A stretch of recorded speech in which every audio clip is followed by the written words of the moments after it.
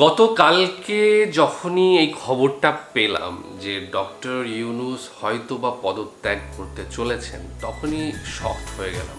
যে মানুষটাকে নিয়ে মানুষের এত মাতামাতি, বিশেষ করে ছাত্র সমাজের, তার এই যে পদত্যাগ করার মনোবাসনা, সেটা কেন হলো সেটা জানতে খুব মন চাইছিল। এবং একটা দীর্ঘ মিটিং হয়েছিল, সেখানে কিছু কিছু খসড়া তৈরি করা হয়েছিল বা হচ্ছিল, যেটা কিনা পরবর্তী সময়ে পেশ করার কথা। আমি জানি না সেটা পেশ করা হয়েছে কি হয়নি। বিভিন্ন সময়ে কাল সকাল থেকেই বিভিন্ন জায়গায় আমরা শুনছিলাম যে ডক্টর ইউনূস হয়তো বা পদত্যাগ করবেন বিভিন্ন চাপের কারণে, এবং সাথে সাথে সেনাবাহিনীর চাপ যেটা রয়েছে যে ডিসেম্বরের মধ্যে মানে ভোটটা করাতে হবে, এবং এই যে সরকার রয়েছে, ইন্টারিম সরকার রয়েছে, তারা চাইছে যে জুনের, যত সম্ভব শুনলাম জুন কি জুলাইয়ের মধ্যে ভোটটা করানোর, যতটা টাইম এক্সটেন্ড করা যায় ততটা। তো এই সমস্ত ঘটনা গতকালকে বিভিন্ন সময় দেখেছি। আলটিমেটলি আজকে আমরা খবর পেলাম, আজকে না গতকালকেই পেয়ে গিয়েছি যে ডক্টর ইউনূস থাকছেন এবং নিজের যে পদ, যে কুর্সি, সেটা সামলে রাখছেন। তো এই বিষয় নিয়ে আজকে ভিডিওটা দেখব যে গতকালকের ঘটনাটা কি হয়েছে বা কেন তিনি পদত্যাগ করতে চেয়েছিলেন। ভিডিওটার টাইটেল হচ্ছে কোন চাপে পদত্যাগের হুমকি দিয়েছিলেন ডক্টর ইউনূস। ডেসক্রিপশন বক্সে লিঙ্ক দিয়ে রাখবো, সেখানে গিয়ে অরিজিনাল ভিডিওটা দেখো, সাথে সাথে চ্যানেলটাকে লাইক, শেয়ার, সাবস্ক্রাইব করে দিও। হাসিনা সরকারের পতনের পর থেকেই দেশের রাজনৈতিক দলগুলো দ্রুত নির্বাচনের জন্য অন্তর্বর্তী সরকারকে চাপ দিয়ে আসছে, কিন্তু 9 মাস পার হলেও এটি বাস্তবায়ন না হওয়ায় প্রধান উপদেষ্টা ডক্টর ইউনূসের প্রতি হতাশ তারা। ফলে নানা ধরনের সমালোচনা শুরু হয়েছে অন্তর্বর্তী সরকারের বিরুদ্ধে। নিউ ইয়র্ক টাইমসের প্রতিবেদন বলছে, এসব সমালোচনার মুখে ডক্টর ইউনূস হুমকি দিয়েছেন যদি তাকে তার কাজ করতে দেওয়া না হয় এবং ধীরগতিতে দেশকে নির্বাচনের জন্য প্রস্তুত করার সুযোগ না দেওয়া হয়, তাহলে তিনি পদত্যাগ করবেন। প্রতিবেদনে আরও বলা হয়, ডক্টর ইউনূসের সহযোগীরা বলছেন, বর্তমানে দেশের সবচেয়ে বড় রাজনৈতিক দল ও সেনাবাহিনীর মধ্যে বিকাশমান ঐক্যের কারণে তিনি বাধাগ্রস্ত অনুভব করছেন। এই ঐক্য তার নীতিগুলোর সমালোচনা করছে এবং বলছে তিনি নির্বাচনের পরিকল্পনায় অত্যন্ত ধীরগতিতে এগোচ্ছেন। ডক্টর ইউনূস তার পদত্যাগ ঘোষণার ভাষণের খসড়া তৈরির পর্যায়ে গিয়েছিলেন বলে তার সরকারের একজন জ্যেষ্ঠ কর্মকর্তা জানিয়েছেন। অন্যান্য উপদেষ্টা তাকে বোঝান যে তার পদত্যাগে বাংলাদেশ আরও অস্থিতিশীল হবে। ওই কর্মকর্তা ফোনে নিউ ইয়র্ক টাইমসকে বলেন, এবছর নির্বাচন হওয়া উচিত বলে সেনাপ্রধান সম্প্রতি যে বক্তব্য দিয়েছেন তাতে অখুশি হয়েছেন মোহাম্মদ ইউনূস। সেই সঙ্গে রাজনৈতিক প্রতিপক্ষগুলোর সমালোচনায় তিনি মানসিকভাবে বিপর্যস্ত বোধ করছেন। প্রতিবেদনে আরও বলা হয়, হাসিনার পুরনো বিরোধীরা যে কোনো নির্বাচনে জয় পাওয়ার মতো অবস্থানে রয়েছেন। নির্বাচন যত দ্রুত হবে সেই সম্ভাবনা তত বেশি। শেখ হাসিনার দল লাঞ্ছনার মধ্যে রয়েছে এবং সম্প্রতি দলটির কার্যক্রম নিষিদ্ধ করা হয়েছে। ফলে বর্তমানে দেশটিতে কার্যত অর্থবহ রাজনৈতিক প্রতিপক্ষ নেই। বাংলাদেশে আইন শৃঙ্খলারও অবনতি ঘটেছে, আর তা ঠিক করার উদ্যোগগুলো চলছে অগোছালোভাবে। সেনাবাহিনী ও বাংলাদেশ জাতীয়তাবাদী দল বিএনপির ক্রমবর্ধমান চাপের মুখে থাকা মোহাম্মদ ইউনূসের নিজের কোনো রাজনৈতিক সমর্থন নেই। রাজনৈতিক বিশ্লেষক ও অসলো বিশ্ববিদ্যালয়ের গবেষণা ফেলো মোবাশ্বের হাসান নিউ ইয়র্ক টাইমসকে বলেন, মোহাম্মদ ইউনূস একজন চমৎকার ব্যাংকার হতে পারেন, প্রতিষ্ঠানের নেতৃত্ব দেওয়ার ক্ষেত্রে তিনি দারুণ হতে পারেন, কিন্তু তার যে ঘাটতি রয়েছে, দিনের পর দিন এটা স্পষ্ট হচ্ছে যে তার দৃঢ় ও শক্তিশালী ব্যক্তিত্ব নেই। তার বদলে মোহাম্মদ ইউনূস তার উপদেষ্টাদের দ্বারা ব্যাপকভাবে প্রভাবিত হতে পারেন বলে মনে করেন মোবাশ্বের হাসান। ডক্টর ইউনূসের সঙ্গে ঘনিষ্ঠভাবে কাজ করা একজন কর্মকর্তা বলেন, দেশের গণতন্ত্রকে সঠিক পথে ফিরিয়ে আনতে যাদের তাকে সাহায্য করার কথা ছিল, তাদের কেউ কেউ তাকে উপেক্ষা করছেন বলে অধ্যাপক ইউনূস মনে করছেন। ডিসেম্বরের মধ্যেই নির্বাচন হওয়া উচিত। গত 21 মে সেনাপ্রধান জেনারেল ওয়াকারুজ্জামানের এমন বক্তব্যের পর তিনি ধৈর্য হারিয়েছেন বলে মনে হচ্ছে। অধ্যাপক ইউনূস এর আগে বলেছিলেন 2026 সালের জুন নাগাদ দেশ নির্বাচন আয়োজনের জন্য প্রস্তুত হতে পারে, তবে তিনি কোনো সুনির্দিষ্ট সময়সীমা দেননি। তিনি মন্ত্রিসভাকে বলেছেন, বর্তমান রাজনৈতিক পরিবেশ একটি সুষ্ঠু নির্বাচনের জন্য উপযুক্ত বলে তিনি মনে করেন না। গত নভেম্বরে জাতির উদ্দেশ্যে দেওয়া এক ভাষণে অধ্যাপক ইউনূস বলেছিলেন, নির্বাচনের ট্রেন যাত্রা শুরু হয়েছে, এটি আর থামবে না, তবে এই যাত্রাপথে আমাদের অনেক কাজ শেষ করতে হবে। প্রতিবেদনে বলা হয়, বিএনপি প্রথম দিকে অধ্যাপক ইউনূসের সরকারকে সমর্থন দিয়েছিল, তবে সাম্প্রতিক মাসগুলোতে নীতিগত নানা বিষয়ে মতবিরোধের কারণে দলটি সহযোগিতা বন্ধ করেছে।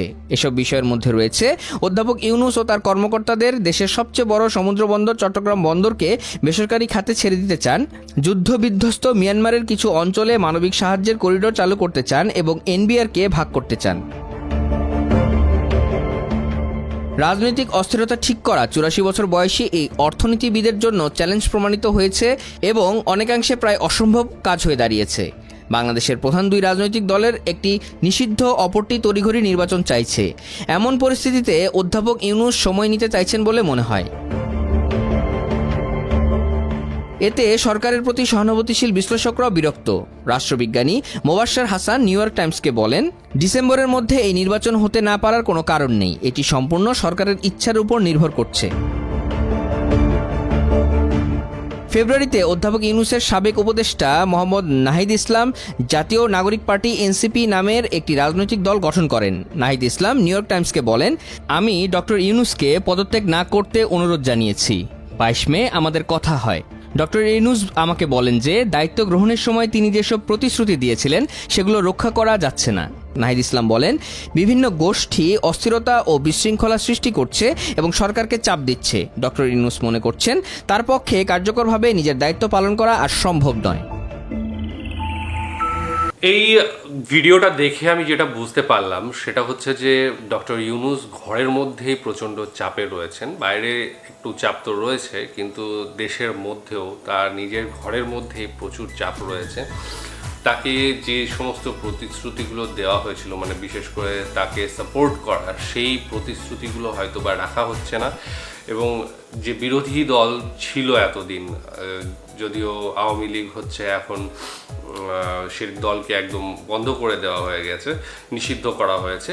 এখন একটাই দল রয়েছে বিএনপি, এবং তার সাথে যেটা জাতীয় পার্টি, যেটা নতুন রূপে এসেছে, সেই পার্টির মধ্যে যেটা বিএনপি সবচেয়ে বড় পার্টি এখন, তারা কিন্তু চাইছে ভোটটা করাতে। এবং তাদেরও একটা মানে দাবিটা যে আমি ভুল সেটা বলতে পারি না, কারণ 9 মাস হয়ে গিয়েছে। একটা জনগণের ভোটে একটা সরকার আসার, একটা এমনি সরকার থাকার মধ্যে অনেক পার্থক্য থাকে। বিশেষ করে দেশে বিদেশে অনেক ব্যাপার থাকে, এবং সাথে অভ্যন্তরীণ যে সমস্ত ডিসিশনগুলো নেওয়া হয় সেগুলো কিন্তু এফেক্ট পড়ে। একটা কি বলবো, নির্বাচিত হয়ে আসা একটা সরকারের দায়িত্ব কিন্তু অনেক বেশি থাকে, এবং সেই জায়গায় তাদের কিছু করতে গেলে অনেক কিছু ভেবে করতে হয়, এবং যে সর্বদলীয় বৈঠক, তারপরে সেই জিনিসগুলো করতে হয়। বাংলাদেশে যেটা আমরা দেখতে পাচ্ছি যে দুটো মোটামুটি 3টে ইস্যু তৈরি হয়েছে, তার মধ্যে বিশেষ করে যেটা রোহিঙ্গাদের যেটা মানবিক পাস দেওয়া হচ্ছে সেটা একটা, এবং চট্টগ্রাম যেটা দিয়ে দেওয়ার একটা প্ল্যান চলছে, বা চট্টগ্রামের যে বন্দর সেইটা, এই দুটো নিয়ে অনেক বড় ঝামেলা আমরা শুনতে পেয়েছি। এবং যেটা হচ্ছে যে তিনিও প্রতিশ্রুতি কিছু দিয়েছিলেন যে যেভাবে সরকার চালাবেন, সেই প্রতিশ্রুতিগুলো ওনার কথায় তিনি সেগুলো পূরণ করতে পারছেন না। যারা সাপোর্ট ছিল তারা সাপোর্ট করছে না, এবং সাথে সাথে বিভিন্ন রকম মানে অশান্তি সৃষ্টি করছে। এর ফলেই তার সরে যাওয়ার ইচ্ছাটা প্রকাশ পায়।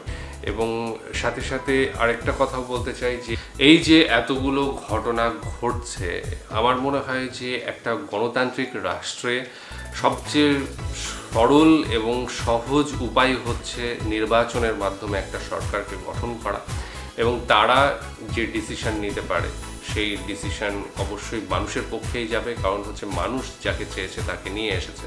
এবার ঘটনা আরেকটাও যেটা হচ্ছে যে এখন যে সরকার রয়েছে তারা চাইছে যে তাদের সুবিধা মতো ভোট করাতে, সেটাও একটা লেন্দি প্রসেস।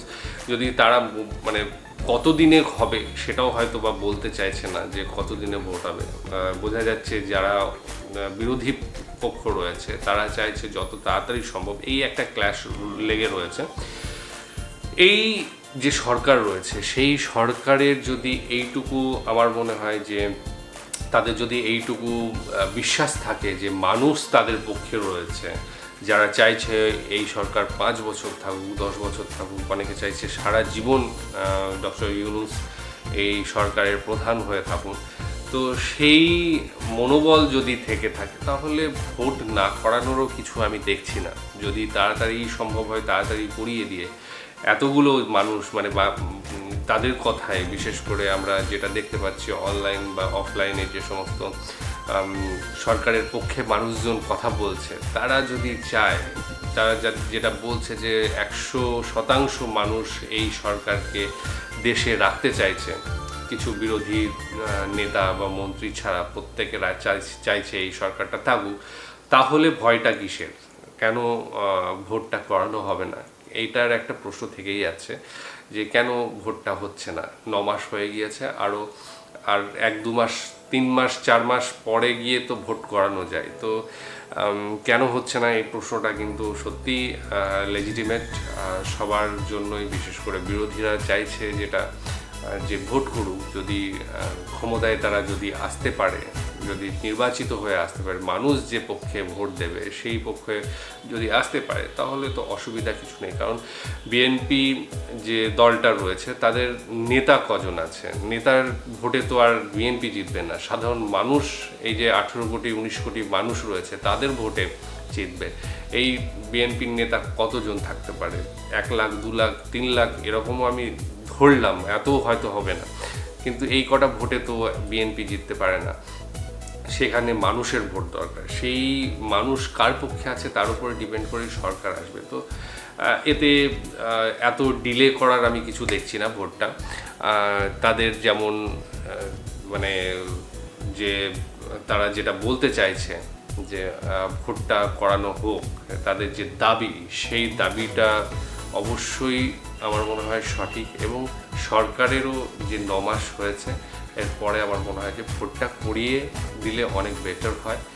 আর সরকার কি করেছে এর মধ্যে, কি তাদের সাফল্য, সেই সাফল্য যদি জনতার কাছে তুলে ধরে এবং জনতা যদি মনে করে যে হ্যাঁ সরকার সঠিক জিনিসগুলো করেছে, আমরা যেটা চেয়েছি সেটা পেয়েছি, দেশের উন্নতি হয়েছে, গত 5ই আগস্টের আগে দেশের যে উন্নতি হয়েছিল তার থেকে অনেক বেশি এগিয়ে গিয়েছে আমাদের দেশ ডক্টর ইউনূসের হাত ধরে, তাহলে অবশ্যই ভোট কেন দেবে না? নতুন দলকেও দেবে, সেটা যেরকমই হোক। আমাদের এখানেও আমরা দেখেছি বিভিন্ন সময় নতুন দল কিন্তু ক্ষমতা দখল করেছে। আপ যে পার্টিটা, সেটা তোমরা সবাই জানো, আপ কিন্তু 1 বছর 2 বছরের মধ্যেই কিন্তু তৈরি হয়েছিল এবং তারা ক্ষমতায় বসে পড়েছিল, মানুষ তাদের জিতিয়েছিল। সুতরাং যদি মানুষের ওপর বিশ্বাস থাকে তাহলে আমার মনে হয় না যে এই ডিলের কোনো কারণ রয়েছে। যাই হোক, আমার মতামত আমি দিলাম, আশা করি তোমাদের মতামতও আমি পাবো। ডেসক্রিপশন বক্সে লিঙ্ক দিয়ে রাখলাম, সেখানে গিয়ে অরিজিনাল ভিডিওটা দেখো, সাথে সাথে চ্যানেলটাকে লাইক, শেয়ার, সাবস্ক্রাইব করো। আজকের মতো এখানে শেষ করছি, আগামী দিন আবার আসছি অন্য কিছু নিয়ে। ততক্ষণের জন্য স্টে টিউনড।